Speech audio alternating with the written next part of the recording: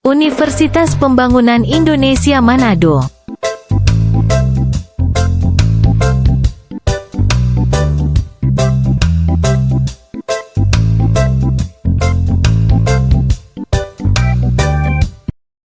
Selamat pagi, perkenalkan nama saya Eunike Sintika Peleng SIP MSI.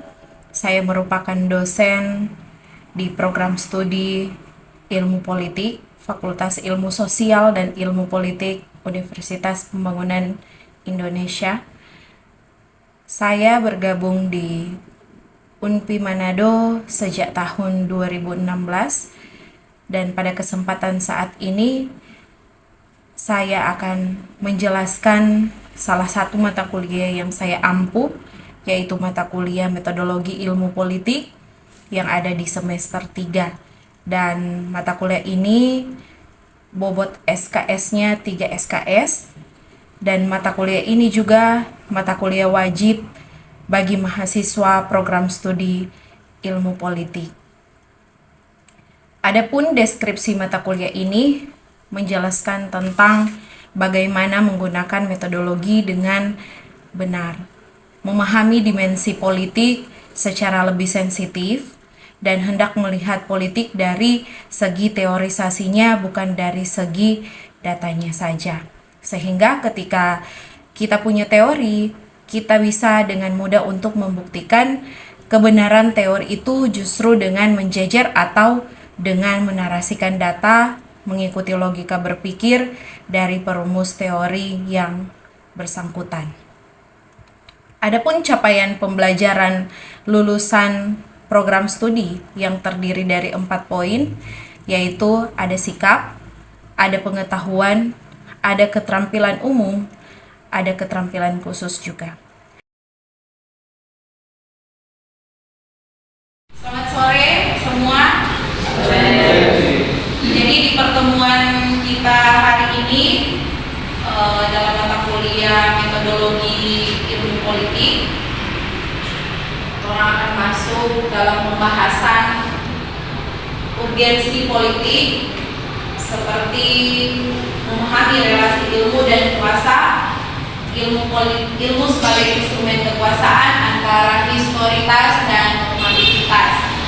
Jadi saya akan mereview sedikit tentang mata kuliah Metodologi Ilmu Politik ini, karena dimana sudah pernah saya bahas juga. Di mata kuliah ini orang harus wajib untuk memahami, karena mata kuliah ini merupakan mata kuliah nantinya akan menghantar kalian ketika pada penulisan skripsi atau penelitian nantinya, baik proposal dan skripsi. Jadi dalam mata kuliah ini kita belajar bagaimana menggunakan teori dengan benar. Bagaimana kita ketika di dalam penelitian nanti kita akan memilih teori yang berdasarkan dari hasil penelitian. Jadi harus relevansi dengan teori yang dipilih. Jadi berupa materinya apa, judulnya yang kalian angkat itu apa dari hasil penelitian. Terus dikaitkan dengan teori yang kalian gunakan. Jadi teorinya itu teori yang digunakan, misalnya teori partisipasi politik. Teori partisipasi politik banyak yang menulis tentang partisipasi politik. Tapi di dalam teori tersebut setiap penulis kan mengatakan walaupun tujuannya sama tentang partisipasi politik, tetapi ada banyak yang maksudnya berbeda di situ. Nah, jadi kalian harus pilih berdasarkan penelitian kalian. Jadi penelitian kalian kalau partisipasi politik yang lebih kemana misalnya, disesuaikan dengan teori yang itu. Jadi jangan salah dalam penggunaan teori. Nah, di dalam materi saat ini kita akan masuk dengan materi bahasan yang dengan tema urgensi politik, yang seperti memahami relasi ilmu dan kuasa, ilmu sebagai instrumen kekuasaan antara historitas dan normativitas. Nah, jadi di sini menjelaskan tentang eksodium menggugat normativitas. Eksodium ini bisa kalian lihat di slide yang sudah saya tampilkan bahwa ilmu-ilmu ini memiliki yang sangat besar atau vital dalam perkembangan masyarakat, dan setidaknya dia terbagi atas 3 hal, yakni yang pertama eksodium. Nah, eksodium ini berasal dari bahasa Latin, yakni exodium terdiri atau permulaan. Dalam bahasa Inggris secara spesifik kata ini diartikan sebagai suatu permulaan dari diskursus. Nah, yang kedua, secara sederhana ilmu merupakan pengetahuan yang didapat melalui proses tertentu yang dimana dinamakan metode keilmuan. Metode inilah yang membedakan ilmu dengan buah pikiran lainnya. Nah, contohnya di sini contoh yang sederhana seperti kajian ilmu politik atau politik sebagai ilmu. Jadi berbeda dengan kajian pemikiran politik. Nah, yang ketiga, salah satu filsuf sosial besar yang menulis mengenai peran vital ilmu dalam perkembangan masyarakat adalah menurut Bertrand Russell, berasal dari Inggris. Dia merupakan penerima Nobel Sastra di tahun 1950. Jadi di sini dengan merumuskan idealita normativistik yang menjadikan pegangan hidup, di mana kalian itu harus menganalisis itu permasalahan sosial yang terjadi. Bagaimana kalian bisa mencari jalan keluar atau solusi ketika kalian dipertemukan dengan permasalahan yang terjadi, misalnya permasalahan yang terjadi di masyarakat. Terus bagaimana kalian itu bisa melakukan prediksi terhadap apa yang kalian temui di lapangan atas berbagai kemungkinan yang terjadi. Namun di sisi lain, sifat dari ilmu yang hegemonik ini kemudian membuat dirinya untuk menjadi strategis dan menghadirkan kayak peluang-peluang ini kayak seperti alat pengerjaan atau kepentingan di dalamnya ada ekonomi politik, dan pada titik ini bekerja sebagai relasi kooptasi sebagai alat pengajaran. Jadi kalau antara ilmu dan kuasa maupun postulat yang orang hasilkan, seperti apa yang dikatakan oleh Michel Foucault. Di sini dia mengenai kuasa atau ilmu. Perlu orang pahami bahwa untuk orang dapat melihat dua wajah ilmu secara jernih, yakni wajah politisnya. Walaupun memang didasari dengan urgensi yang tinggi, jika orang ini mengkaji, mengupas atau mengembangkan ilmu sebagai objek kaji yang kadang masih jarang orang lakukan, terlebih dengan kacamata ilmu politik, karena memang banyak kali dalam penelitian mengkaji lebih dalam untuk menemui permasalahan itu, biasanya banyak yang salah dalam menuliskan penelitian. Nah, jadi di sini itu menjelaskan bagaimana urgensi politik itu seperti apa. Lanjut, ada sumber krisis keilmuan. Nah, di sini yang menjadi sumber krisis keilmuan adalah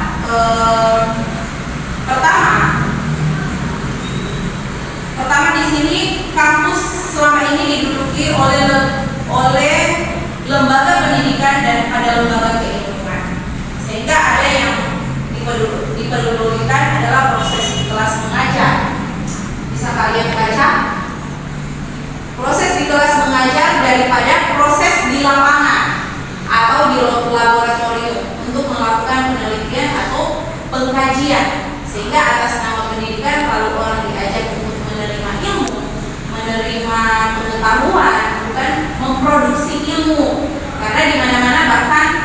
pemerintah sekalipun itu memperlakukan universitas lebih sebagai lembaga pendidikan daripada lembaga keilmuan. Nah, kenapa begini? Karena memang nasib dari ilmu politik itu sejumlah ilmuwan maupun ilmu-ilmu yang lainnya menggarai bahwa di Indonesia ini terjadi krisis keilmuan. Kenapa krisis keilmuan? Banyak mahasiswa yang kadangkala hanya berpikir bahwa kita itu duduk saja kuliah, yang penting datang absen, yang penting datang mendengar ceramah mata kuliah yang diberikan oleh dosen bersangkutan, dosen pengajar. Tetapi dengan kata lain, kegiatan-kegiatan keilmuan ini yang di kampus-kampus yang tidak terkecuali yang memang belum mendapatkan saat ini, banyak yang mewarisi salah kaprah yang terus dipertahankan, salah kaprah yang tidak disadari kesalahannya, terus selama ini diduduki oleh lembaga pendidikan yang ada salah di dalam menjelaskan apa sebenarnya yang sebenarnya orang mesti lakukan, bagaimana orang menerapkan ke mahasiswa agar supaya mahasiswa itu ketika datang di kampus tujuannya bukan hanya untuk dapatkan ijazah, apalagi dengan tujuannya yang penting ada duit bisa dibayar sudah selesai kita menerima ijazah. Tetapi bagaimana menjadi seorang pewaris sebagai ilmuwan? Kalian boleh, kenapa yang lain boleh tapi kalian tidak boleh. Jadi ketika selesai dari ilmu politik itu sebenarnya bukan hanya sekedar mendapatkan ijazah, tetapi paling penting bagaimana kalian itu bisa mendapatkan ilmu yang benar-benar membuat kalian lebih mengerti. Di waktu yang lalu kalian tidak tahu, kalian tidak paham, tetapi di hari ini ketika kalian datang, kalian belajar sungguh-sungguh, kalian bisa mengerti dan memahami apa sebenarnya kalian tujuan kalian untuk ada di sini berproses di dalam pendidikan, yaitu dengan tidak terfokus di dalam menerima materi, yang penting sudah terima materi, beraksen dan lain sebagainya. Tapi selain itu tidak paham apa sebenarnya ilmu yang diberikan oleh dosen. Makanya kenapa yang sampai sekarang ini tetap dipertahankan, karena memang kayaknya sudah menjadi budaya kita juga. Yang penting kita juga mahasiswa sudah absen, sudah memenuhi, sudah membayar SPP dan lain sebagainya. Tetapi bukan itu yang diinginkan. Yang diinginkan sebagai mahasiswa lulusan, kalian mesti punya pemikiran yang luas tentang ilmu politik. Kalian harus banyak menerima pengetahuan, bukan untuk memproduksi ilmu, tapi harus banyak pengetahuan. Makanya ini sarankan dari lalu-lalu kalian selalu ketika saya bahan masukan, kalian itu harus banyak baca. Karena ketika kalian tidak bisa membaca, tidak mengerti, tidak memahami apa yang sebenarnya yang dituliskan itu, atau tidak bisa beranalisis di ilmu politik itu, kalian harus bisa melakukan itu. Karena tanpa itu kalian kayak blank. Itu tujuannya kemana? Bingung toh. Selesai dari sini mengapain? Bingung. Nah, itu tujuan utama dalam ilmu politik atau di dalam keilmuan kita, supaya orang datang yang menonjol. Terus kalian itu harus apa? Menghasilkan karya ilmiah. Ketika kalian menghasilkan karya ilmiah, justru dengan karya-karya ilmiah yang kalian hasilkan, dari situ ada tuh nama. Kan ada nama. Oh, misalnya penelitian dari Anita, kan begitu. Kan ditulis nama kalian sendiri, bukan namanya Enci. Kan seperti itu. Nah, jadi harus menjadi mahasiswa yang menonjol, mahasiswa yang mampu menulis karya-karya ilmiah maupun menyusun karya ilmiah tersebut. Karena selama ini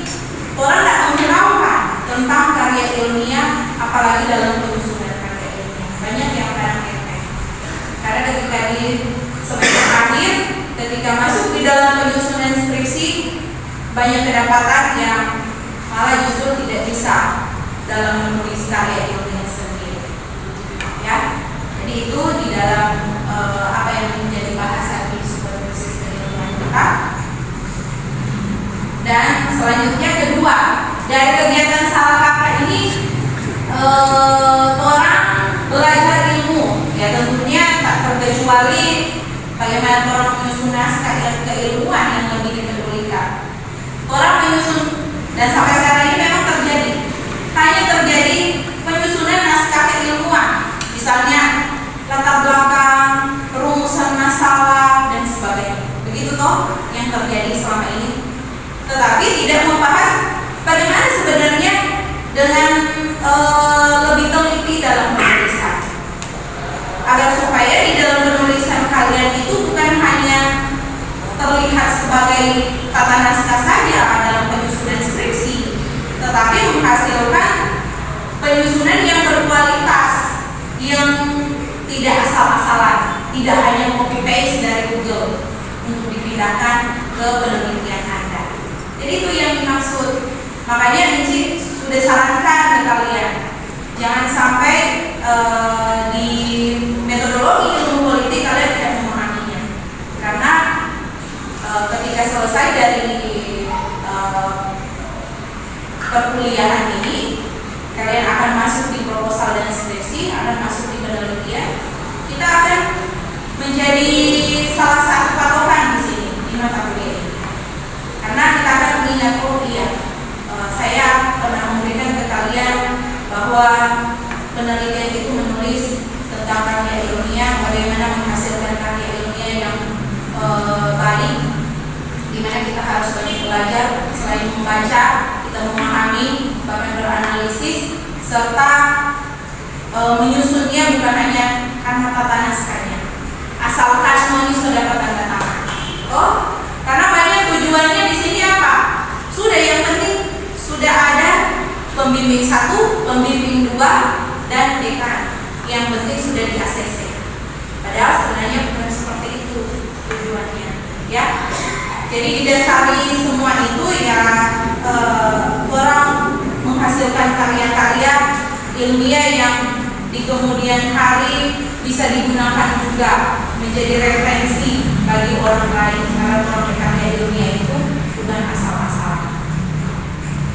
Selanjutnya, metodologi ini diajarkan bukan sebagai metodologi pelafalan textbook, karena metodologi ini orang belajar tentang metodologi yang tidak pernah mempraktekkan metodologi, karena yang dilakukan mencari buku metodologi itu baik dosen maupun mahasiswa, lalu kemudian membaca, kemudian dicek, kemudian melafalkan. Nah, itu yang terjadi, banyak kali hanya disuruh melafalkan poin-poin penting dalam buku metodologi tersebut.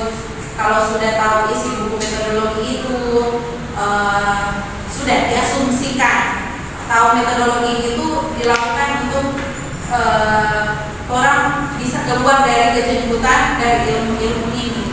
Karena kalau orang mau keluar dari kejemputan dari ilmu-ilmu ini, ya justru orang sebagai mahasiswa harus diajak pertama-tama memahami ide-ide dasar.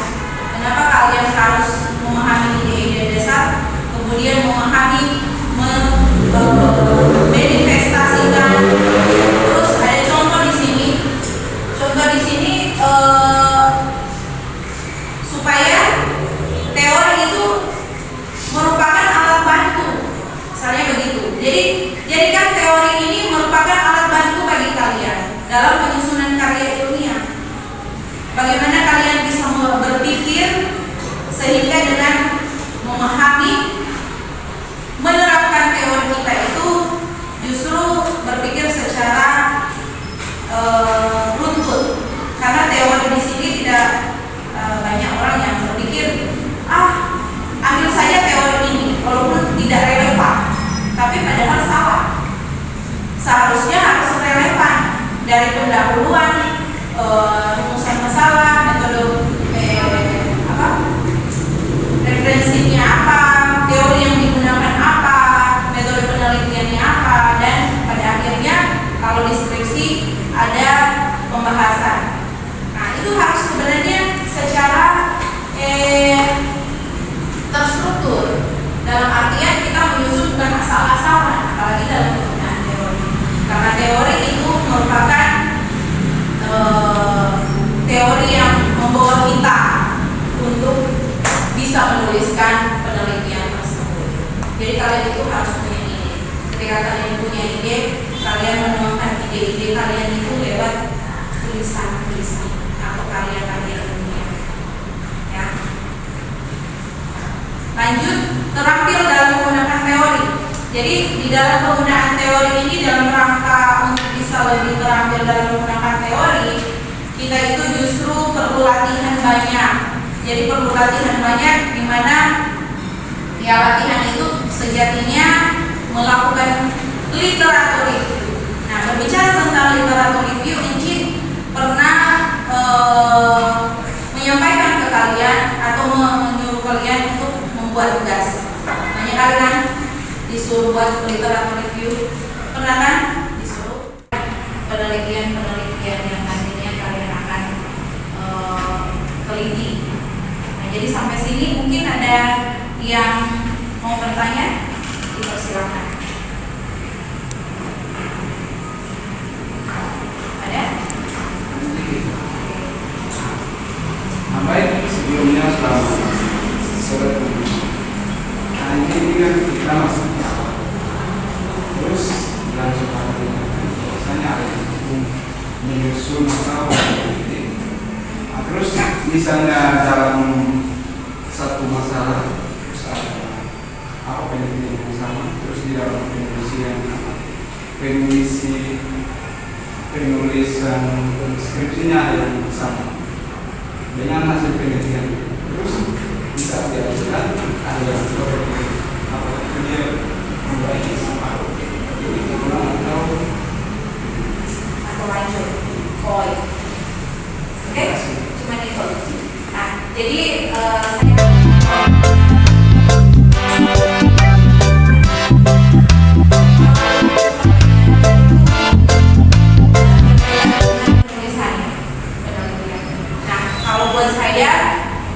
selama pengalaman saya menulis dan saya pernah meneliti bahwa itu tidak akan lagi, itu bisa dilanjutkan penelitiannya walaupun mungkin ada yang di copy paste dari skripsinya orang lain, tetapi itu harus lebih dikembangkan.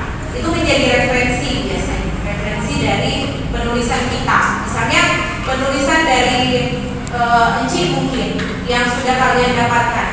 Nah, itu mesti dikembangkan lagi, tapi bukan semata-matanya jadi kayak di copy paste begitu terus dipindahkan. Harus ada dikembangkan lagi. Oh, maksud dari penulisan ini menyatakan apa berkaitan dengan partisipasi politik misalnya. Jadi bukan langsung dinyatakan oleh dosen pembimbing, oh sudah, itu sudah biasa sih. Kalau di kita di ilmu politik secara detail meneliti penulisan karya ilmiah dari mahasiswa, karena kami juga sebagai dosen tidak mau penulisan karya ilmiah kalian asal-asalan, apalagi dalam misalnya penggunaan teori direlevansikan dengan penulisan karya ilmiah kalian. Itu saja. Sudah paham? Oke, baik, terima kasih.